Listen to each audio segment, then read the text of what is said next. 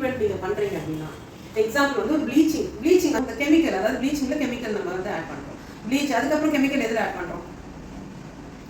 கலரிங்கில் வந்து கெமிக்கல் இருக்குது. அப்போ இந்த மாதிரி விஷயங்களை அதாவது கிளைண்ட்டுக்கு வந்து நீங்கள் யூஸ் பண்ணும்போது பேட்ச் டெஸ்ட்னு ஒன்று, அந்த டெஸ்ட் பண்ணிட்டு, அதாவது ஸ்கின் டெஸ்ட் பண்ணிட்டு நீங்கள் வந்து அந்த ப்ளீச்சோ கலரிங்கோ நீங்கள் பண்ணும்போது எந்த பாதிப்பும் ஏற்படாது. நான் உங்களுக்கு என்ன சொல்லியிருக்கேன், கான்ட்ரா இண்டிகேஷன்ஸ் முதல்ல பார்க்கணும் இல்லையா? அந்த கான்ட்ரா இண்டிகேஷன்ஸ் பார்த்தாலுமே நீங்கள் வந்து அந்த பேட்ச் டெஸ்ட் கண்டிப்பாக தேவைப்படும்.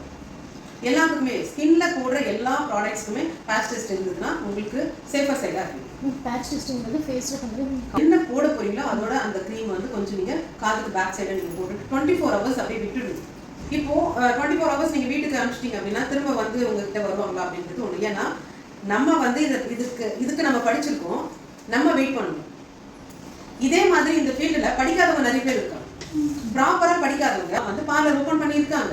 அவங்களுக்கு வந்து இதை பற்றி எந்த அக்கறையுமே கிடையாது. ஒரு ஸ்கின்னை எப்படி ஹேண்டில் பண்ணுறதுன்றே தெரியாது. அப்போ அவங்க என்ன பண்ணுவாங்க, இந்த கிளைண்ட்டுக்கும் அந்த நாலேஜ் இல்லைன்னா, எனக்கு ஏதோ டெஸ்ட்டுன்னு சொன்னாங்க, நான் வந்து ப்ளீச் பண்ணுறதுக்காக போனால் அவங்க என்னமோ டெஸ்ட்டுன்னு சொல்லிட்டு போட்டாங்க, எனக்கு நேரம் இல்லை, நான் இன்றைக்கே பண்ணிக்கணும், ஏதாவது பண்ண முடியுமான்னு சொல்லிட்டு இன்னொரு சலூனுக்கு போய் கேட்டாங்க அப்படின்னா அவங்க கண்டிப்பாக பண்ணிடுவாங்க. ஏன்னா அந்த நாலேஜ் உங்களுக்கு தான் இருக்கும். அந்த டெஸ்ட் பண்ணாமல் ஒரு ஸ்கின்னை ஹேண்டில் பண்ணால் எப்படின்ட்டு அவங்களுக்கு அந்த நாலேஜ் இல்லை இல்லையா? அப்போ அவங்க அங்கே போடுறதுக்கு வாய்ப்புகள் அதிகம். அதனால நீங்கள் உங்களை மாற்றிக்க முடியாது.